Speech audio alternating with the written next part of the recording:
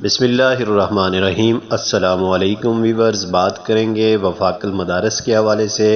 وفاق المدارس کا نیا صدر کون بنے گا، اس حوالے سے ابھی تک وفاق المدارس کی طرف سے کوئی آفیشیل اعلان نہیں ہوا، لیکن مشاورت جاری ہے وفاق المدارس کی طرف سے اور دیگر جو علماء کے حلقے ہیں ان کی طرف سے مختلف آراء سامنے آ رہی ہیں۔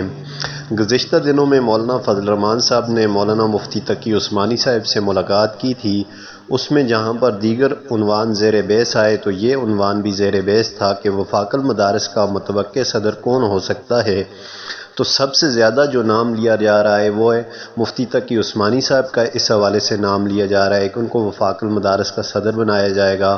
مولانا ڈاکٹر منظور مینگل صاحب کا نام بھی بتایا جا رہا ہے، اور مولانا سمیع الحق صاحب کے صاحبزادے کا نام بھی اس ضمن میں لیا جا رہا ہے کہ وہ وفاق المدارس کے صدر ہو سکتے ہیں۔